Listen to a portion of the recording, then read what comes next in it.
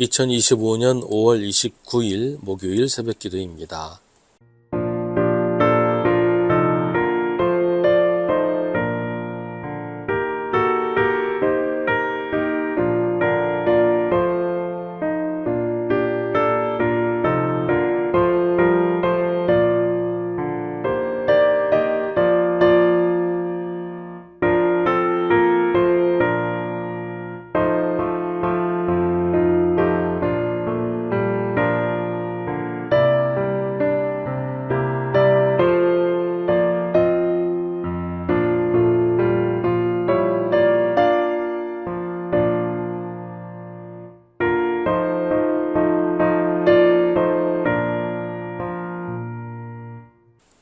디모데후서 2장 1절부터 7절입니다.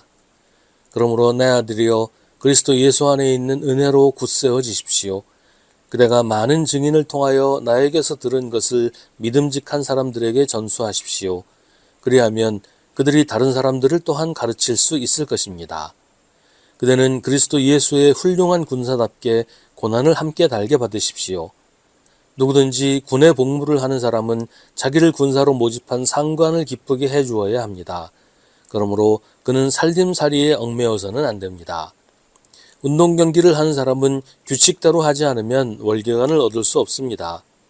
수고하는 농부가 소출을 먼저 받는 것이 마땅합니다. 내가 하는 말을 생각하여 보십시오. 주님께서는 모든 것을 깨닫는 능력을 그대에게 주실 것입니다. 아멘. 로마 제국은 엄청나게 넓은 영토를 가진 대제국이었습니다.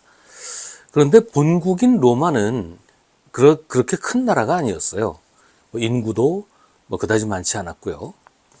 그런 나라가 대제국을 이루다 보니 통치에 어려움을 겪을 수밖에 없었습니다. 그 넓은 영토를 다 다스린다는 게 쉬운 일이 아니잖아요. 그래서 고안한 것이 점령지에 대해서 상당한 자율권을 부여하는 것이었어요. 두 가지만 엄격하게 지키면 나머지 일들은 자체적으로 처리하게 했던 것이죠. 그 두 가지가 하나는 세금을 철저하게 내는 것이고 또 하나는 로마 군대에 군인을 보내는 것이었습니다. 이 두 가지만 잘 지키면서 로마에 반역하지 않으면 굳이 일일이 간섭하지 않았었습니다. 만약에 이 두 가지를 지키지 않거나 로마에 반역을 할 경우에는 군대를 보내서 그 지역 자체를 지도에서 없애버린다고 할 정도로 초토화시켰습니다. 그 얘기를 들으면서 한 가지 의문이 들었습니다. 그렇다면 로마 군대에 로마 사람보다 외국인들, 그러니까 점령 지역의 주민들이 더 많았을 텐데 그 사람들이 전쟁에 나가서 목숨 걸고 싸웠을까? 자기 나라도 아닌 로마를 위해서, 자기를 점령한 로마를 위해서 열심히 싸웠을까? 전쟁에 이긴다고 해서 자기 나라에 유익이 있는 것도 아니고 자기에게 돌아오는 것도 없을 텐데 열심히 싸울 이유가 없지 않았을까? 게다가 그러다가 전쟁 중에 다쳐서 장애라도 가지게 된다든지 아니면 심지어 죽기까지 한다면 가족을 어떻게 하나 이런 걱정 할 수밖에 없잖아요. 그래서 적당히 싸우거나 중간에 도망치거나 오히려 그 안에서 반역을 하거나 이러지 않았을까.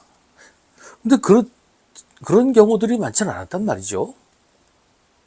또 로마라고 그걸 몰랐을 리가 없을 텐데 어떻게 그걸 유지할 수 있었을까. 로마 제국은 그런 이제 외국 군인들, 그러니까 점령지 주민들로 된 군인들에 대해서 파격적인 대우를 했다고 해요. 생활비도 넉넉하게 주고 만약에 전쟁에서 전사할 경우에 가족들을 국가가 책임졌다고 합니다. 그러니까 죽기 살기로 싸울 이유가 있었다는 거예요. 오늘 디모데후서에서 바울은 이런 군대 얘기를 합니다. 아마 로마 군대를 염두에 두었을 거예요. 바울은 디모데를 가리켜 그리스도 예수의 훌륭한 군사라고 말합니다. 군사는 나라를 위해 고난을 당합니다. 전쟁에 나가야 되니까 고난이지요. 때로는 희생도 하고요. 부상을 당하기도 하고 심한 경우에는 전사하기도 합니다. 군인은 그런 직업이에요. 고난을 당하지 않으려고 하면 군인을 할 수가 없어요. 그런 사람은 군인이 돼서는 안 되겠지요. 바울은 디모데를 그리스도 예수의 군사라고 합니다. 그리스도 예수의 군사라면 그리스도 예수와 함께 고난 당해야 합니다. 그리스도 예수의 군사는 예수를 위해 살고 예수를 위해 죽는 사람입니다. 4절에서는 군에 복무를 하는 사람은 자기를 군사로 모집한 상관을 기쁘게 해주어야 한다고 하는데, 이것은 단순히 직속 상관을 말하는 것이 아니고 자기를 군인으로 부르신 예수 그리스도를 기쁘게 해드려야 한다, 그 말이죠. 군인은 살림살이에 얽매여서는 안 됩니다. 전쟁에 나가서 전투를 하면서도 계속 집 걱정, 집에 두고 온 가족들 걱정, 집에 쌀은 떨어지지 않았을까, 애들을 옷은 제대로 입고 다니나, 그런 걱정하고 있으면 전투를 제대로 할 수 있겠어요? 또 내가 다치면 일은 누가 하나, 내가 죽으면 식구들 누가 먹여 살리나, 이런 걱정만 하고 있으면 몸살이고 피하기만 하지 않겠냔 말이죠.